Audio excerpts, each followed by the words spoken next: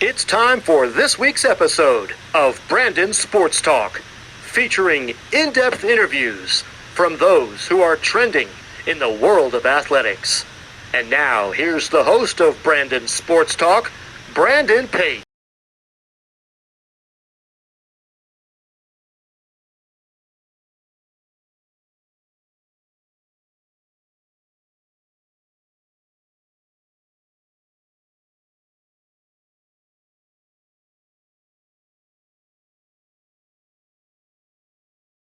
Welcome back to Brandon Sports Talk. In today's episode, I have the privilege to interview the Alaska Anchroage head gymnastics coach, Coach Marie Sophia Boggasch. How are you doing today? Good. How are you? Thanks for having me. Doing good. Can you talk about how you knew that you wanted to get started in college coaching and gymnastics? Absolutely. I think I had a rather unusual path because I actually joined the coaching staff of the University of Alaska Anchorage as a graduate assistant with the full intention of moving on after getting my master's degree initially. However, after the first year, I pretty much realized that I wanted to stay in the coaching world a little bit longer. I really started to feel that fire for competition again. And as an athlete, I never got to enjoy competitions as much because I was so nervous competing. And suddenly, as a coach, I realized that there was this whole other aspect of like having fun during competitions. So I just fell in love with the sport all over again. And I knew that I wanted to stay on the coaching staff. And then with then head coach Tanya's departure back to her home state, California, the head coach position became open. And I was kind of like, yeah, that is my sign that I should apply for that. Of course, what was it like attending Alaska Anchorage as an athlete? I was really lucky to be recruited to UAA from Germany, and it was a very special experience. I definitely learned a ton, and I became very independent and very mature during my time here. And I think that always about the time at UAA is that we have a 4-year experience like no other. We're very unique, very special. We have the adventure, we have the scenery, we have the wildlife. And so that's something that I always tell everybody is we're not the typical 4 years at the beach kind of university. We're the 4 years of outdoor fun, of activities, of adventure, northern lights, beauty. So that was very special. And you can tell I'm still here 10 years later. Of course, what was that process like getting recruited and coming from Germany to Alaska? It was a very short process for me comparatively because I decided that I wanted to do college gymnastics when a lot of other recruits had already committed. And I used an agency in Germany because otherwise I wouldn't have known what to do. Let's be honest, the recruiting process is not as well known outside of the US and maybe Canada.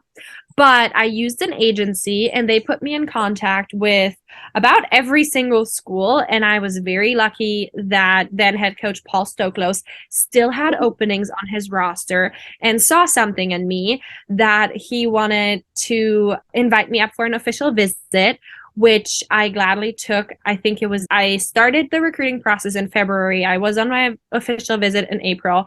And then I decided to join the team and I moved to Alaska in August. All of the same year.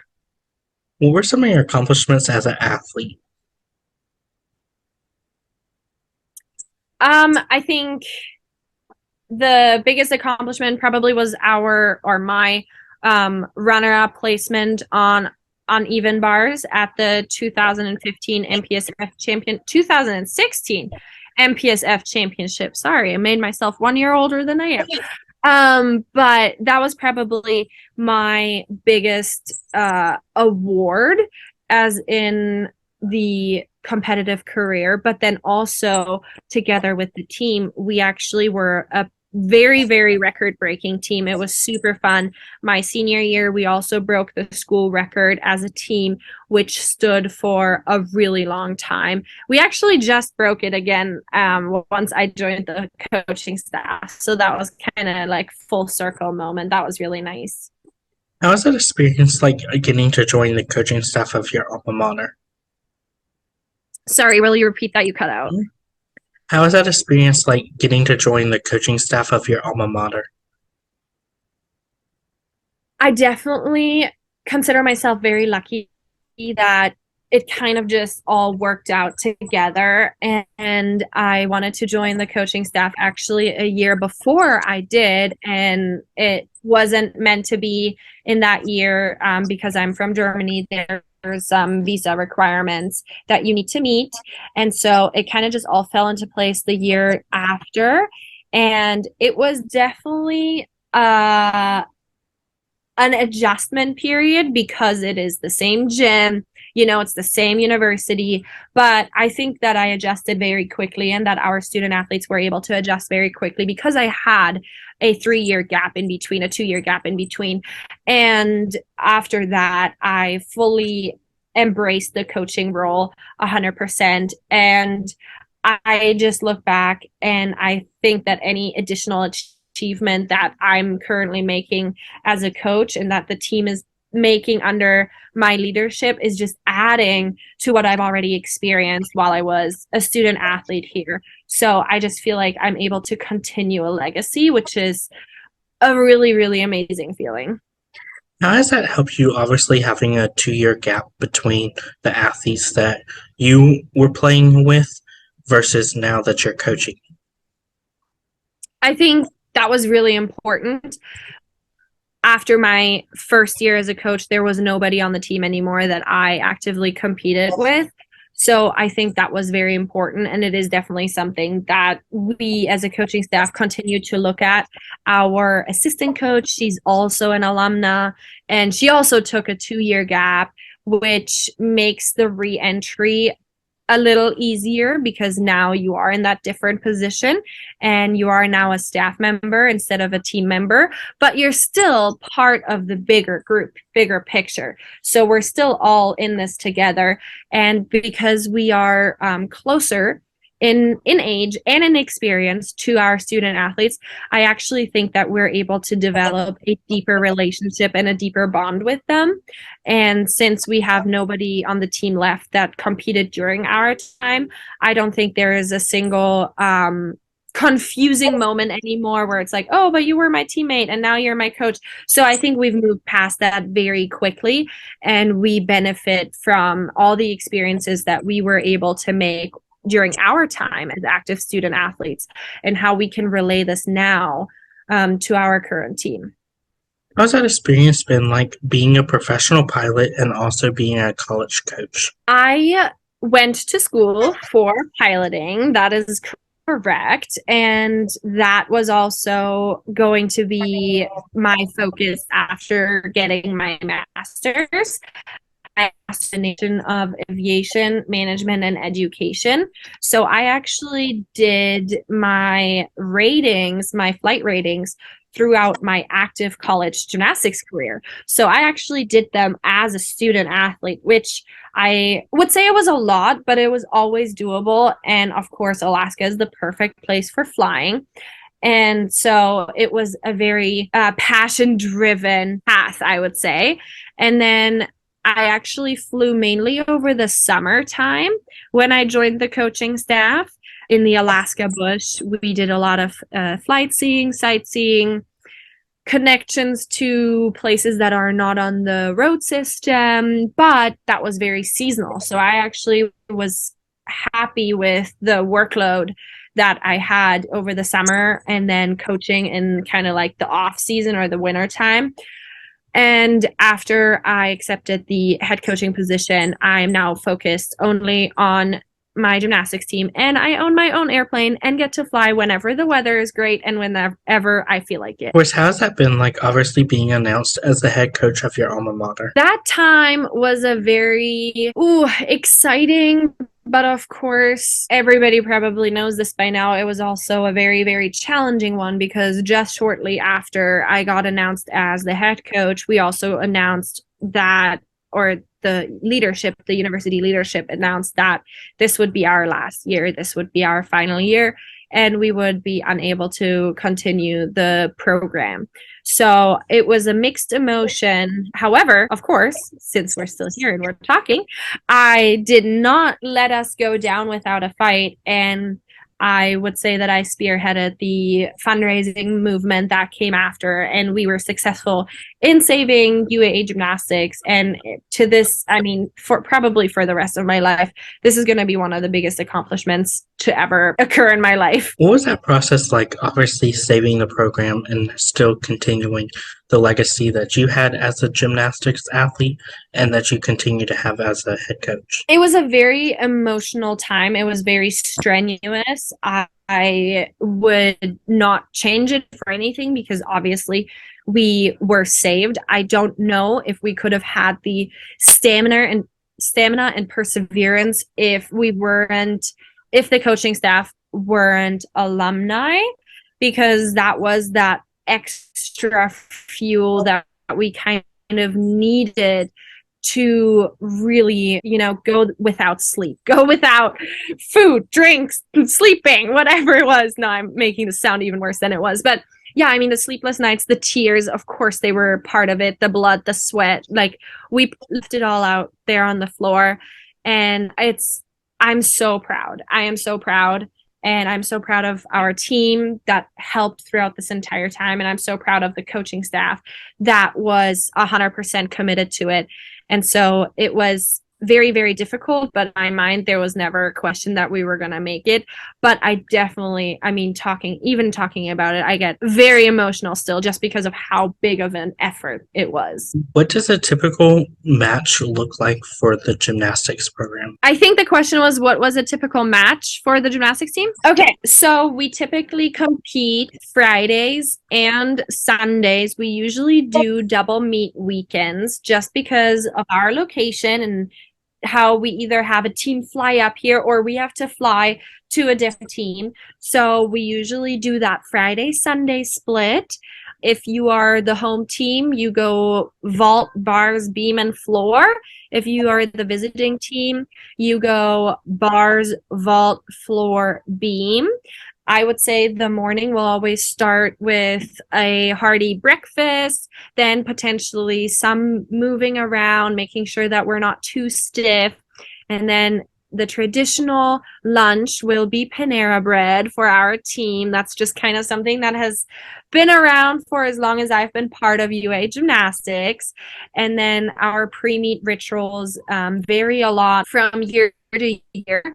And from kind of like we're always making sure that we're together, and we usually play a game out on the floor before the actual warm-up starts. Well, this year the favorite was kind of a imaginary like volleyball, but you could also transform the ball into like a basketball suddenly, or a hockey puck. And so that was just a really creative way of bonding and staying kind of loose and having a little bit of fun before the competition started. Who are some of the teams that you face in your conference? The teams in our conference are State and Air Force, and then us. Of course, what is that like competing against teams like UC Davis, BYU, and William and Mary? We're very excited for this year's schedule. Who are some of the teams that you face in your conference each week? So in our conference, we have UC Davis, Sacramento State, San Jose State, and Air Force.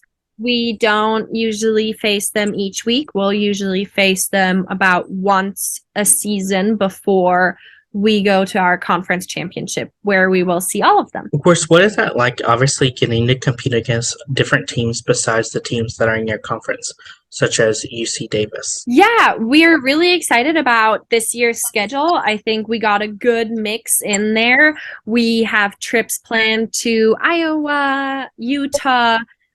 So those are kind of the states that we're looking to explore. We usually go to California once a year, and we will get to go to California again. We'll face off with UC Davis and Sacramento State. So we're super excited for that schedule, and we think that I mean, knock on wood, barring any, COVID disruptions, we have put together a very competitive schedule, but also on a good timeline with a couple rest and bye weekends in between. How's that feeling like, obviously, playing those competitive teams such as UCLA?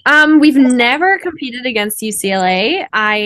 One of my best friends used to be on the UCLA gymnastics team, so I actually watched a ton of their meets, and I actually have been a fan in the crowd several times, but we've never actually competed against them. What are some of your future plans to build the gymnastics program? That's definitely a great question. I think we have a very long-term outlook currently, just because of the fact that we just got reinstated, and now we're kind of looking towards, okay, what's going to happen?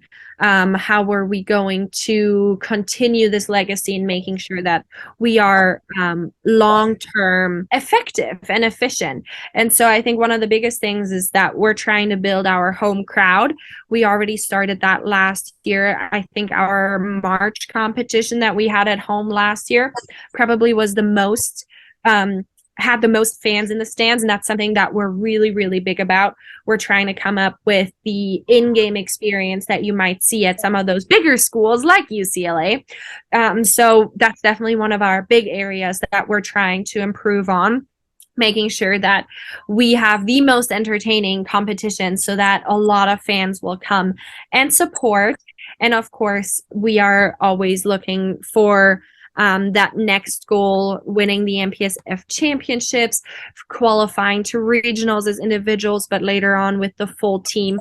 I think every single team will tell you those kinds of goals are always out there. But I think aside from the competitive and gymnastics aspect, we definitely want to increase our home meet experience, and we also want to continue with our academic success, because we got second in the nation last year, and we would like to top that this year and stay up there. Of course, can you talk about the culture that you've built so far for the gymnastics program?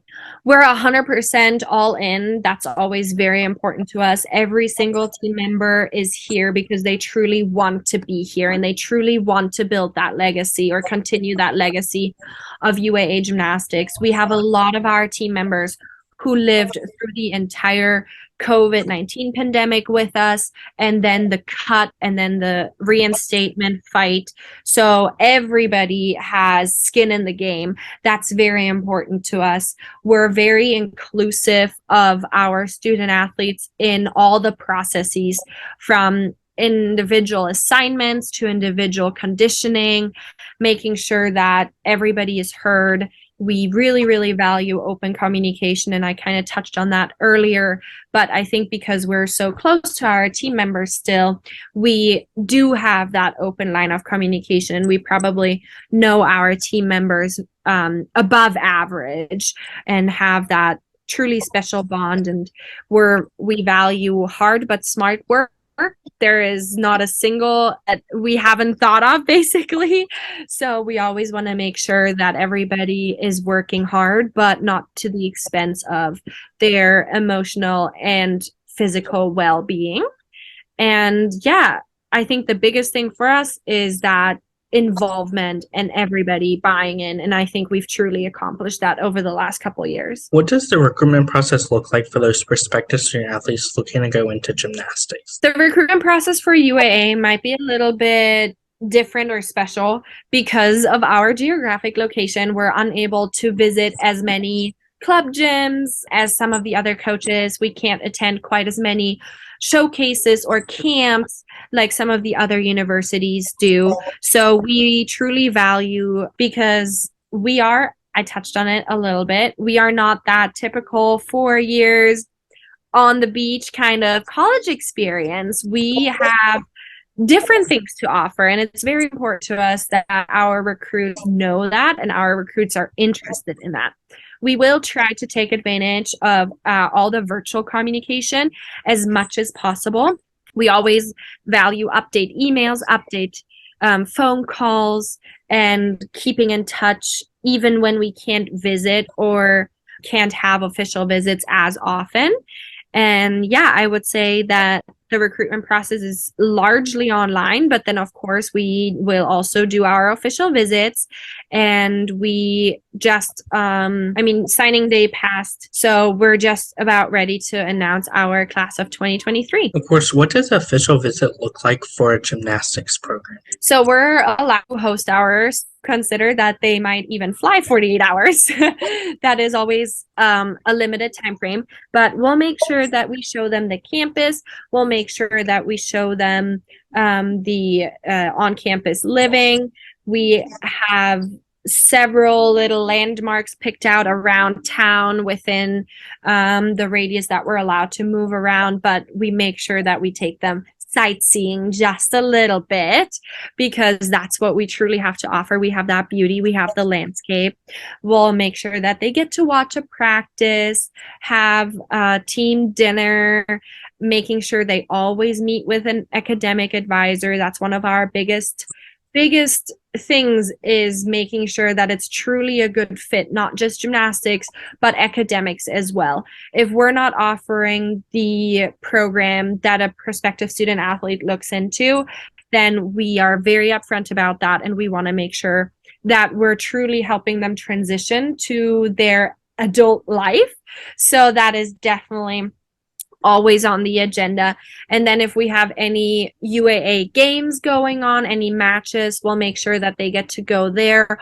Or if there's another, just recently we had a Halloween fun night, so we made sure that we took in some of those UAA events. Of course, as an alumni of the school and a coach, what is it like getting to see those freshmen put on that uniform for the first time versus as a senior putting it on for the last time? Oh, yeah. So emotional. I think that we have a very deep connection with all of our team members that I recruited, is now getting ready to graduate. So those are kind of that they grew up with me as a coach, and that's just so, I know it is such a deep emotion that I feel. So excited when we're able to provide opportunities. We have so many first-year college students on our team. That's always such an important step, to make sure that we continue to provide these opportunities. And then seeing it come to fruition afterwards, they get to have their senior night, then they get to walk on graduation, and knowing that we've prepared them for their life after. And our last year senior, Kylie Reese got a full scholarship to a master's program here on campus. So that was really special. We have 3 student athletes graduating, 4 graduating this upcoming season. So again, a very emotional but very happy kind of transition. We have one of our student athletes taking the LSAT tomorrow. Good luck on this note. And that's just, seeing them grow up is what I'm here for. Of course, as a coach, what is it like seeing them go on from the program and even make the Olympic team? We've had several of our student athletes go and compete in the World Championship. We have not yet had any Olympians, but we always try to support, especially our international student athletes, as well as we can, making sure that they get those opportunities from us. But then if there's opportunities with their home country to represent them at World Championships, at Pan Ams, at European Games, we've had several of those. And I myself used to be an elite gymnast, so I know the code still a little bit. So I'm always working with them on how to construct their routines and how to kind of peak at the right time for if there's an international competition, or if there is our season coming up first. And so that's definitely an open conversation that I continue having. And this year we have currently one is going to try for her home country to continue compete for El Salvador. What advice would you give those high school athletes that are looking to compete in college gymnastics? Overall, I think the biggest advice that I could give is to find a home that's truly going to be a home for the next 4 years. As I said earlier, it's very important that it's going to be a transition period. So academics should be a top priority, making sure finding a place that's going to value your emotional and physical well-being. Some people will love the Alaskan experience. They will love to go out and do the adventure and be experienced. They want to have that 4 years on a sandy beach, warm, sunny. So truly kind of tuning into yourself and knowing where your home is going to be is very important. And then hard work. It's not everybody finds that college gymnastics home. So if you're one of the people who truly wants to make that happen, continue training, continue taking care of your body, continue updating the college coaches, and continue working hard in school. And just never give up and continue reaching out. What advice would you give those college athletes that are looking to compete nationally? I think that goes kind of back to what we talked about with our international student athletes.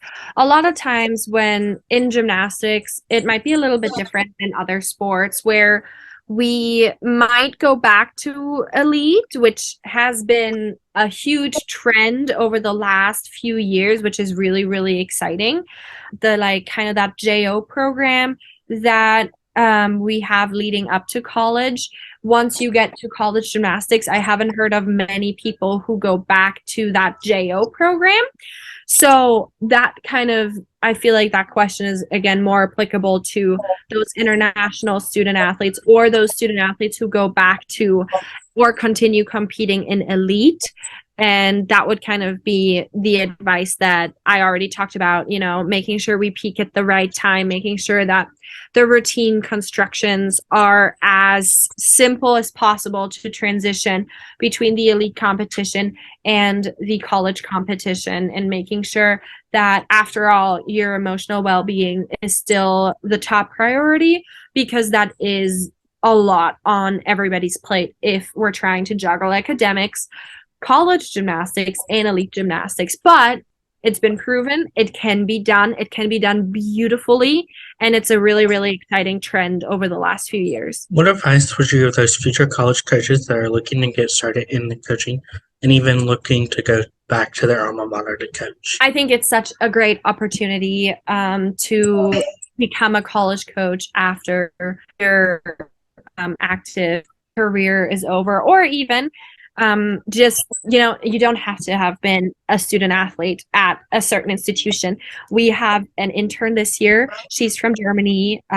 She's actually getting credit for her German master's degree by interning with us, and it's just so special. It's so amazing. I think there's so many different avenues that you could go into or back into college gymnastics.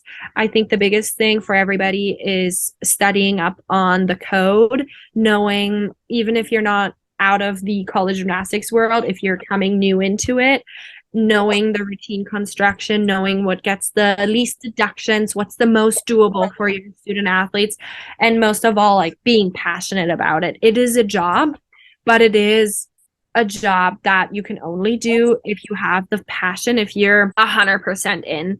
It's not something that you get to go home and never think about or talk about your job until you're back on site.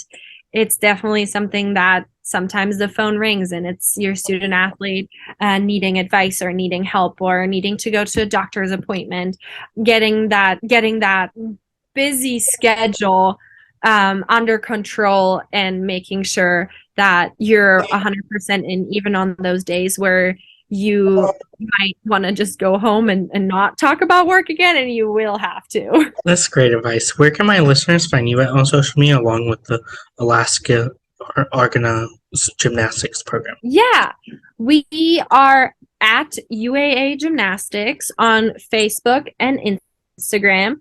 We are at Gymnastics UAA on Twitter. My personal social media, I do have an open Instagram, a public Instagram account, and that is Floats and Flip Alaska. But I partially manage the whole coaching staff really manages the UAA gymnastics social media accounts. So that is where I spend most of my time on social media, is actually creating content and posting content for our team.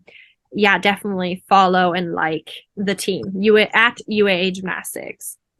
Thank you again, Coach Maria Sophie, for your interview, and best of luck in your future as the head coach for the gymnastics program. Yeah, thank you so much for having me. I appreciate it. Thank you. You can find Brandon Sports Talk on Facebook at Brandon Sports Talk, Instagram at Brandon Sports Talk, Twitter at Talk_Brandon, and you can find me on YouTube at Brandon Sports Talk. Don't forget to like, comment, and subscribe. Thank you again, Coach Sophie, for your interview, and best of luck in your future. Thank you. Have a great day. You've been watching Brandon Sports Talk. Please feel free to like, share, and subscribe to Brandon Sports Talk on social media and on YouTube.